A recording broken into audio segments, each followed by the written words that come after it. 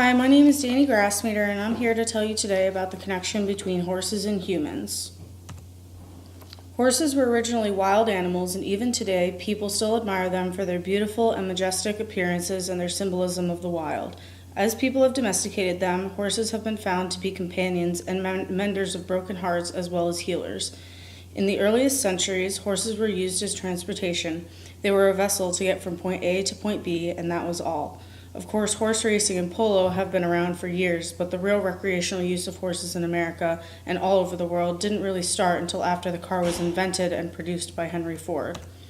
Since then, horses have fell into the more recreational category. They are a symbol more of money, class, beauty, and wealth in today's society. But what I really want to talk about is the connection that people and horses have and the beauty of the communication between the breeds. There have been many stories about people who have been touched by a specific horse or had an amazing encounter that involved the horse. A book which I have read and sparked my interest about animal and human connection that I will refer to in this talk is Chicken Soup for the Horse Lover's Soul. All stories are by various authors who have compiled their experiences to illustrate the wonder and intelligence of these animals. I wanted to start off by saying that most of these stories are anonymous because, according to the Chicken Soup editors, it keeps each story pure in its own way. I wanted to start off by telling my favorite story about a girl named Sophie who had been diagnosed as mute at the age of 13. Her mother brought her to a retired racehorse farm where they were hiring and asked the owners, who wished to remain anonymous, if her daughter could help out around the farm. The farm was home to 60 or so retired racehorses, most of which had been neglected or abused. The woman who owned the farm welcomed Sophie and invited her to meet Darcy Day, an abused horse who had been delivered to the farm only days before. When Sophie walked into Darcy Day's stall, she only saw a sad, beaten animal that had no trust for humans and injured legs due to overwork and exhaustion on the racetrack. It seemed to Sophie as if the horse had lost the will to live, but to the amazement of the owner, as Sophie walked into her stall, Darcy's dull eyes lit up and she limped over to Sophie's outstretched hand and nuzzled it. Even though Darcy was extremely sick, she had made a connection with Sophie, and Sophie smiled for the first time in a long time. As Sophie left in her parents' car, she didn't even wave goodbye. But the owner knew that she would be back, and of course, the following Saturday, a car pulled up and out stepped Sophie, eager to see Darcy again. Darcy had been depressed all week and could hear the car's engine and started whinnying before the child even made it to the barn. As they walked to the far end of the barn, Darcy weakly stuck her head over the fence and nickered softly as the owner and her favorite little girl approached. The owner was amazed. Never had she seen the depressed mare even lift her head until the child was around. She came every Saturday for a month, not saying a word, only smiling and laughing when Darcy would nuzzle her. Then one day she had taken Darcy out for a walk and stopped to let the horse graze. The owner approached to check on Darcy and Sophie when all of a sudden she stopped dead in her tracks. She heard from a spot where the little girl was sitting fondly next to her companion a small sound. "I love you, Darcy," she kept saying as the horse nickered and moved closer to her while still eating grass.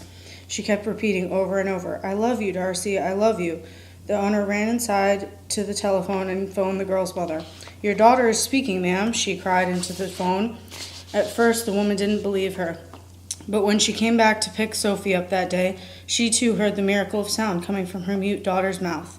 As Sophie handed the lead rope to the owner, she hugged Darcy's neck and said, "I loved you, Darcy," and then turned to follow her mother to the car.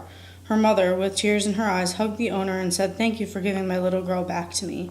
Months later, the owner decided to give Darcy to the girl as a present and a token of their gratitude for the hard work that the girl had done in order to nurse Darcy back to health. The papers were signed over, and Sophie is now talking more and more every day, and Darcy has returned to her former glory, fat with a big shiny coat. She lives a happy life on the farm while Sophie still comes to visit her every day. Stories like this are what helped me to realize that horses are more than just a pastime. They can heal and repair the broken pieces. Many times I have heard of people who have been changed by their experiences with horses. I also have been changed myself.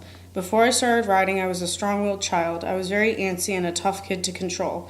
I had no outlet, nothing that I loved. I was an angry child, and I had a non-existent sense of humor. When my mom took me for riding lessons, though, I changed.